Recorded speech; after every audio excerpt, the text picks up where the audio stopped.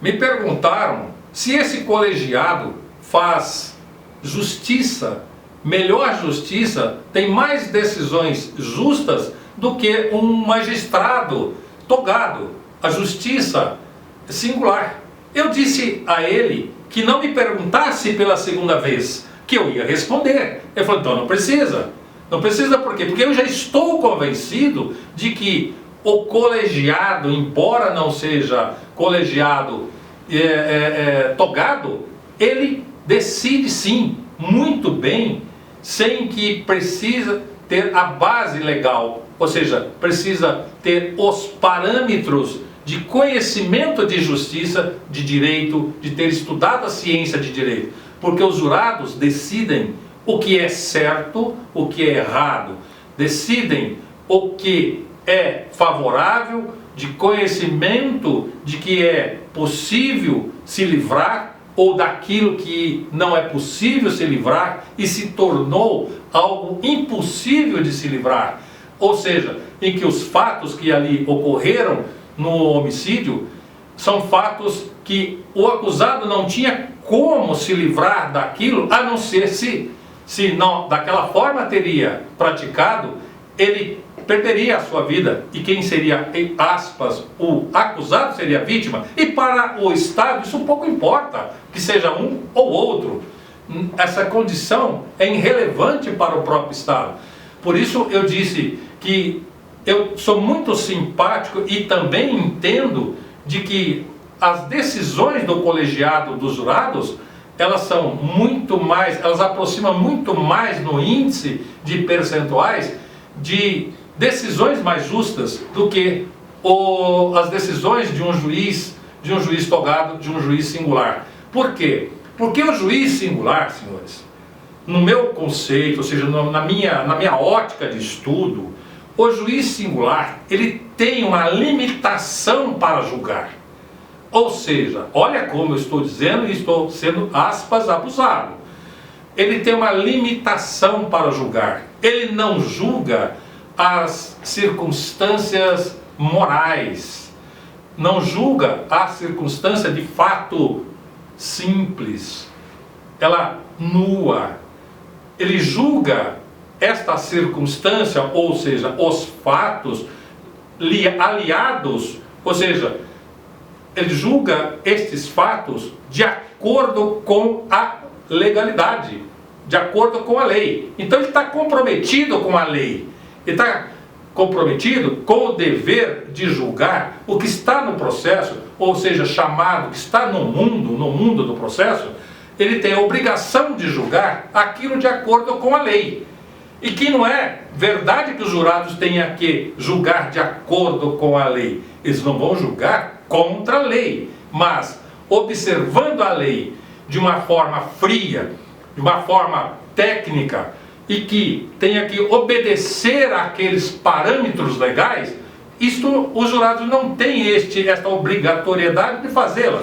Na mesma forma, chamo a atenção que o defensor também não tem esta obrigação de trazer à baila a defesa, as teses de defesa, nestas mesmas condições de observância de legalidade. Porque ao se tratar de legalidade, a legalidade ela é de obrigação do Estado, é de obrigação do magistrado fiscalizá-la e também aplicá-la.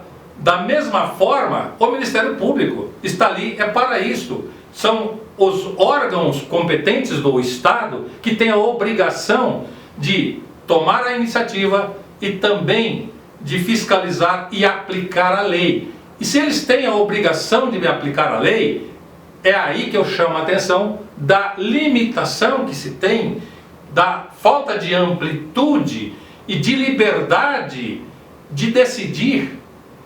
Ou seja, matou, condena-se, segundo o que diz a lei. Mas, aonde na lei está dizendo que existe uma flexibilidade de raciocínio, de análise, que não está prescrita em lei? É aí onde os jurados percebem e faz o julgamento em benefício do acusado. desclassificando a imputação. E não se iludam, os jurados também percebem nitidamente e com percussiência quando há necessidade de que a condenação seja por tudo aquilo que a eles foram apresentados, o que não é admissível e não pode acontecer, que esta condenação de tudo que foi a eles apresentado por culpa de incompetência do defensor, e o defensor não ter conseguido passar aos jurados tudo aquilo que o processo traz de benefício e de direito e de defesa para o acusado. Porque, vejam senhores, para o acusado tem e existe apenas e somente o defensor que está ao seu lado.